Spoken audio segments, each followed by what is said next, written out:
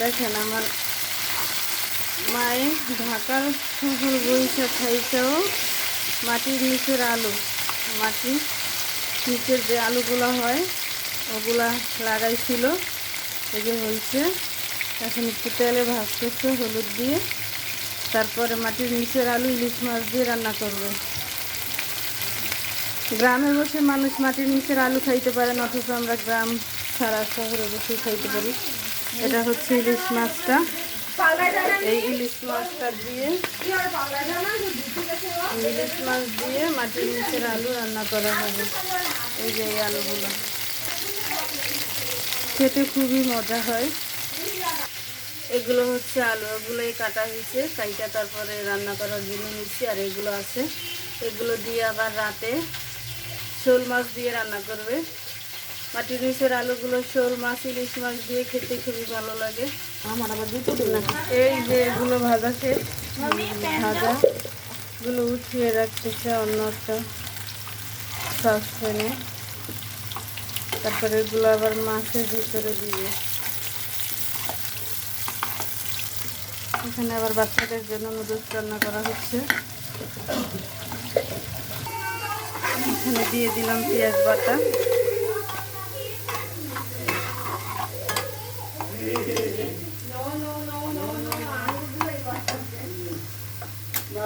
চুলা নিভা আছে তা বলতেই পারি না। 1 চামচ হলুদ গুঁড়া, 1 চামচ মরিচ গুঁড়া, যে যেরকম জাল খায় এরকম ভাবে দিলেই হবে। আমরা একটু জাল বেশি খাই, তার জন্য একটু জাল বেশি দিই। এখানে একটু লবণ দিয়ে দিলাম, একটু পানি অ্যাড করে দিলাম।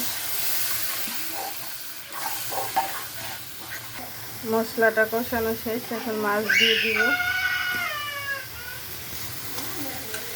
আমরা ইলিশ মাছটা কষাই বেশি খাই, ইলিশ মাছ ভাজলে গ্রান থাকে না।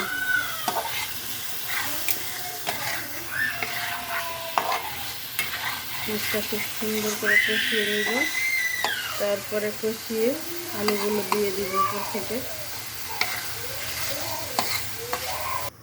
এই যে এখন ঝোল দিয়ে দিছে ফুটানোর জন্য, ফুটে ওঠার পরে আলুগুলো দিয়ে দিব উপর থেকে। এই যে এখন ফুটে উঠছে মাছগুলো, দোয়া দেখা যায় না। এই যে এখন ফুটে উঠছে, উপর থেকে আলুগুলো ছড়িয়ে দিব।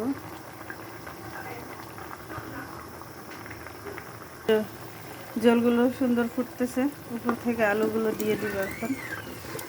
এই যে আলুগুলো দেওয়া শেষ। আস্তে আস্তে এখন চুলাটা একটু ঢিপে দিয়ে থবো, ডিপ করে দিলে আস্তে আস্তে আলুগুলো সিদ্ধ হয়ে যাবে।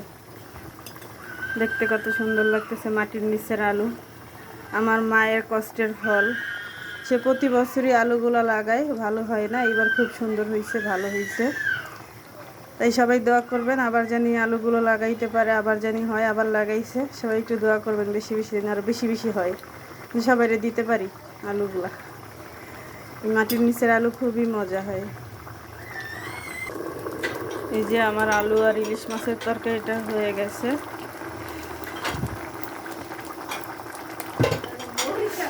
এটা একটু ঝোল ঝোলই থাকে, আলুর তরকারি উঠায় রাখলে ঝোলটাই না যায়, তার জন্য একটু ঝোল ঝোলই উঠায় রাখলাম।